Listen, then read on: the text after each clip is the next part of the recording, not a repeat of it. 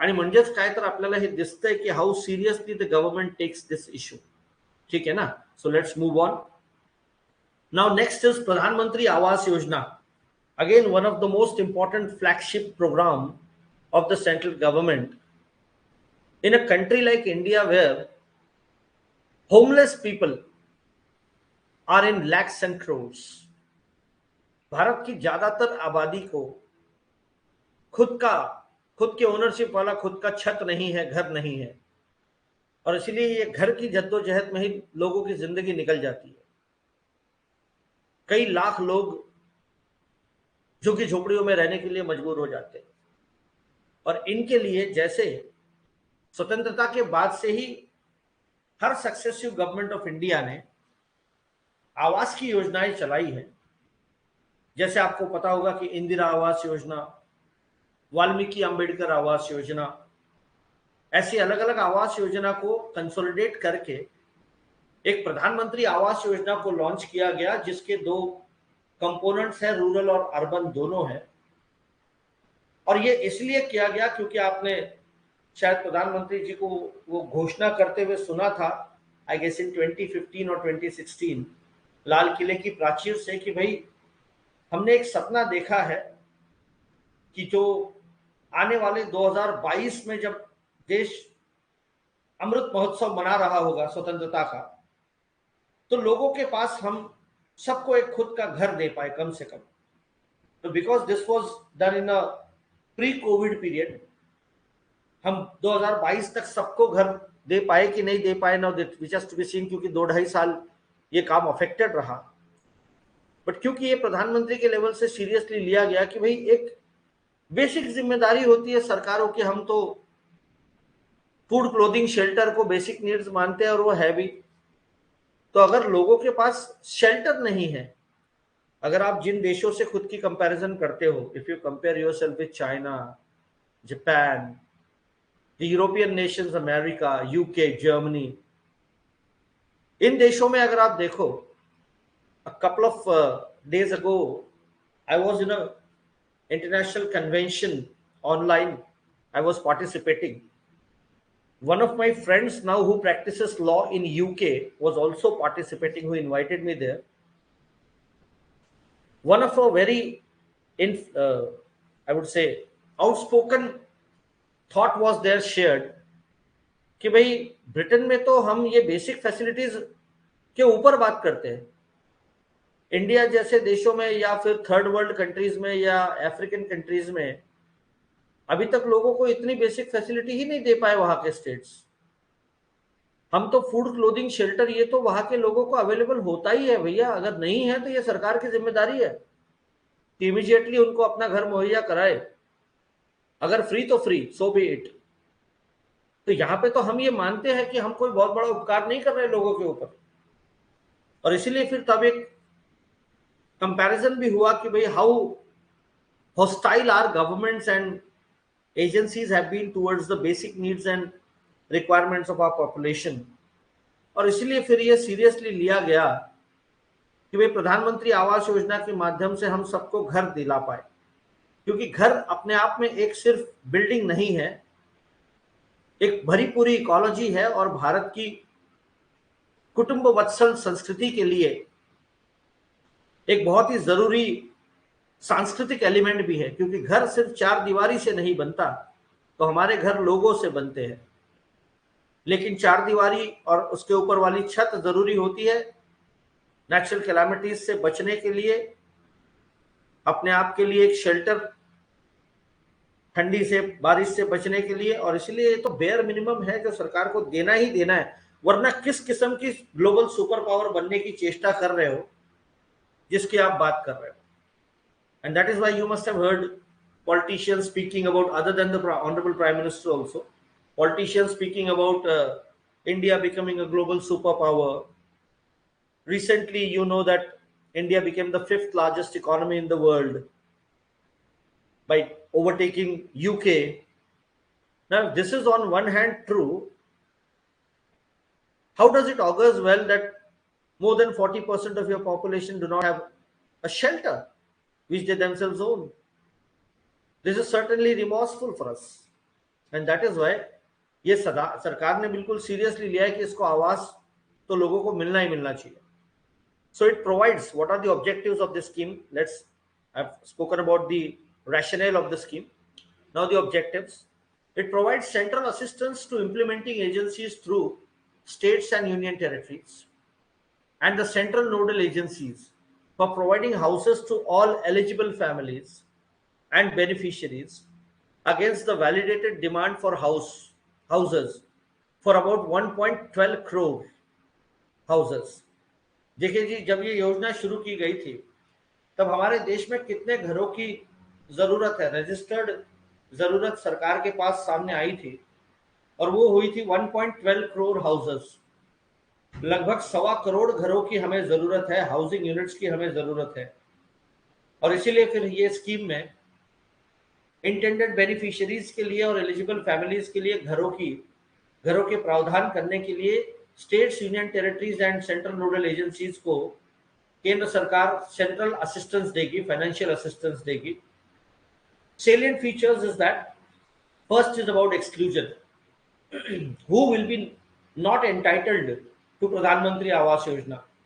क्या होता है हमारे देश में ऐसी योजनाएं जब बनती है तो कई बार जो जेन्युइन बेनिफिशियरी है वो तो बगल में रह जाते हैं, फॉल्स बेनिफिशियरीज या घोस्ट बेनिफिशियरीज ही सारा साइफन ऑफ करते हैं. इसलिए हमें ये डेलिबरेटली टालना पड़ेगा कि भाई कुछ लोगों को हमें एक्सक्लूड करना है.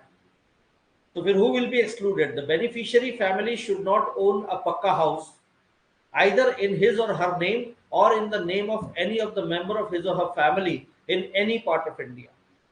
भैया हम ये घर उनको नहीं देने वाले जिनके खुद के नाम पे या उनके परिजनों के नाम पे उनकी भारत में कहीं पे भी, not just in the place of their living, Bharat में कहीं पे भी उनका कोई पक्का हाउस अगर है तो ना तो मेरे नाम पे, ना तो मेरे माता पिता या मेरे बहन भाई के नाम पे कोई पक्का हाउस होना चाहिए.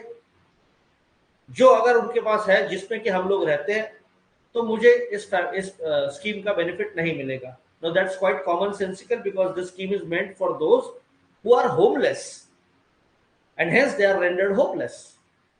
So it is not for those who are already having a shelter for them. So we'll first provide with the homeless. There are 4 verticals. What are these verticals? First is the EWS category of beneficiaries is eligible for assistance in all 4 verticals of the missions, whereas the LIG and MIG categories are eligible under only credit linked subsidy scheme component of the mission. Now EWS category के लोग जो beneficiaries होंगे, economically weaker sections, वो eligible रहेंगे चारों verticals में mission के. लेकिन जो LIG और MIG कैटेगरीज है वो एलिजिबल रहेंगे under the credit linked subsidy scheme. मतलब उनके लिए क्रेडिट के प्रावधान की बात की जाएगी. जैसे आपको पता है कि वो जो 2,65,000 की सब्सिडी दी जाती है वो लोन के हिसाब से भी दी जाती है. तो इसीलिए 2,65,000 का सब्सिडी मिलता है लोन के ऊपर. तो ये क्रेडिट लिंक वाला स्कीम ही है. इसके अंडर में आप अगर पक्का हाउस नहीं है, कच्चा हाउस है, तो रिकंस्ट्रक्टेड टू पक्का हाउस के लिए भी इंसेंटिव देते हो या सब्सिडी देते हो. Beneficiaries can take advantage under one component only. Now it is also very commonsensical that if you allow beneficiaries to take advantage of all components, then again there will be duplication. So in order to allow duplication and to ensure that more number of household gets covered under the beneficiary list, we have done that.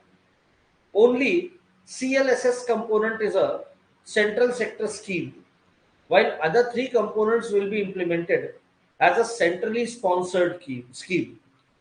सिर्फ ये जो CLSS component है वो central sector scheme है, मतलब जिसका पैसा पूरा का पूरा केंद्र सरकार खर्चा करेगा.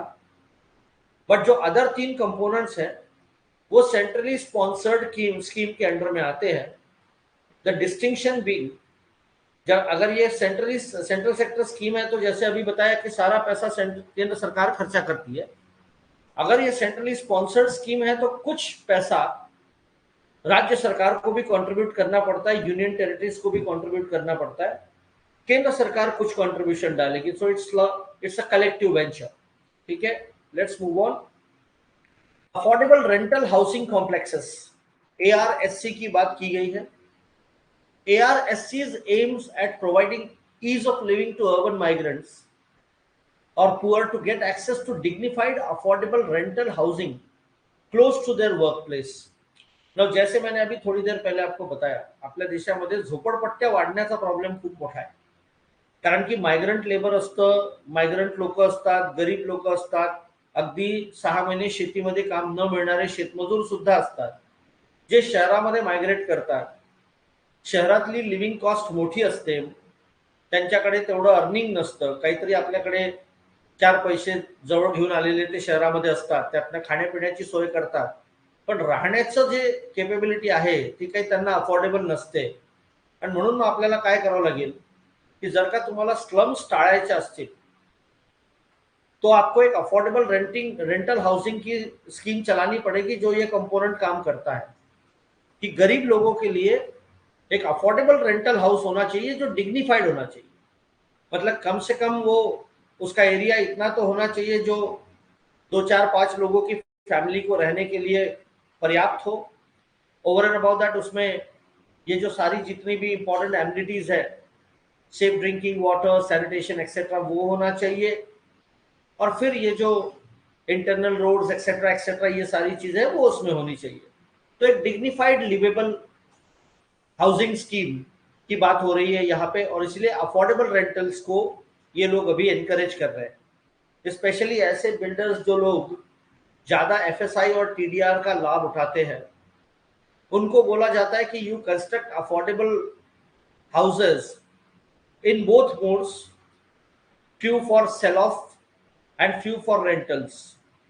म्हणजे काही असे घर त्या ठिकाणी त्यांना बनवायला लावत आहे जे कमी किमतीमध्ये तुम्हाला देता येईल। अगदी तुम्ही बघितलं असेल मागच्या आठवड्यामध्ये महाराष्ट्र शासनाने निर्णय घेतलेला आहे की मुंबईतल्या ज्या BDD चाळी आहेत, परेल भागामध्ये असलेल्या, त्यांच्या पुनर्विकासाचा जो मुद्दा रखडलेला होता तो आता क्लिअर झाला। तो मागच्याच सरकारच्या काही क्लिअर झाला होता, पण विशेषतः त्याच्यामध्ये पोलीस कर्मचाऱ्यांसाठी जे घर द्यायचे होते त्याला साधारणतः 30 लाखापर्यंतचं ते घर जात होतं, त्याला या सरकारने कमी करून 15 लाख काय 20 लाखांपर्यंत ते आणलेलं आहे।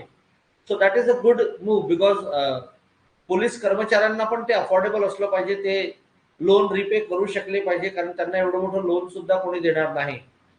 तसंच इतरांना सुद्धा अफोर्डेबल रेंटल हाऊसेस मिळाले पाहिजे, नाहीतर मग आज महानगरांमध्ये रेंट्स परवडत नाही।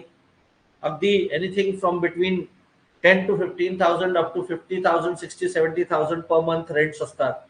एवढ्या रेंट्स आपल्यासारख्याच लोकांना परवडत नाही, तर कॉमन मॅनला काय परवडणार आहे, म्हणून पुअर मॅनला तर अजिबातच नाही, म्हणून त्यांच्यासाठी ही स्कीम आहे। Then the target beneficiary, economically weaker section, low income group LIG, who are urban migrants poor, म्हणजे टार्गेट बेनिफिशियरी हे लोक असणार आहेत।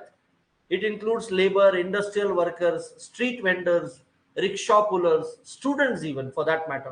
आपल्याला माहिती आहे मोठ्या प्रमाणात स्टुडंट्स शहरासाठी आता गावाकडनं शिक्षणासाठी येत आहेत, पण मग अशा वेळी त्यांना सुद्धा मोठ्या प्रमाणात अफोर्डेबल रूम्स, रेंटल रूम्सची गरज असते, रेंटल फ्लॅट्सची गरज असते। त्यात अगदी पुणे पण शहर त्याच्यासाठी फेमस झालेलं आहे, शिक्षणाची पंढरी म्हणून हजारो लाखो विद्यार्थी दरवर्षी पुण्यामध्ये शिक्षणासाठी येत असतात। तर अशा ठिकाणी आपल्याला मोठ्या प्रमाणात रेंटल फॅसिलिटीज तयार करावे लागतील। तर हे सगळे त्याचे बेनिफिशियरी ग्रुप्स आहेत। Now implementation through 2 models, utilizing existing government funded vacant houses to convert into ARSCs through public private partnership or by public agencies। पहिलं काम आपण करणार आहे, ऑलरेडी सरकारने फंडेड ज्या हाऊसिंग स्कीम्स तयार केलेल्या आहेत, उदाहरणार्थ म्हाडाच्या असतील, सिडकोच्या असतील, हडकोच्या असतील, यांच्यामध्ये जे काही घर रिकामे आहेत त्यांना आपण अफोर्डेबल रेंटल हाऊसिंग युनिट्स मध्ये कन्वर्ट करू शकतो का, याचा प्रयत्न पहिले होणार आहे। आणि त्यासाठी ऑपरेशनल कॉन्ट्रॅक्टच्या माध्यमातून पब्लिक प्रायव्हेट पार्टनरशिप्स वगैरे करण्याचा प्रयत्न होतो आहे, किंवा मग पब्लिक एजन्सीजच्या माध्यमातून मॅनेजमेंट करण्याचा विचार पुढे येईल। Then construction, second thing is that construction, operation and maintenance of ARSCs by public private entities on their own vacant land। म्हणजेच काय, तर मग आपण नवीन कन्स्ट्रक्शनला सुद्धा, म्हणजे पहिल्या याच्यामध्ये ऑलरेडी कन्स्ट्रक्टेड एंटिटीजला आपण फोकस करू, तर दुसऱ्या केसमध्ये नवीन कन्स्ट्रक्शन्सला सुद्धा आपण एनकरेजमेंट देतोच आहे. कारण की पॉप्युलेशन वाढत आहे, मायग्रेशन वाढत आहे, तसतसं ड्वेलिंग युनिट्सची गरज वाढतच जाणार आहे.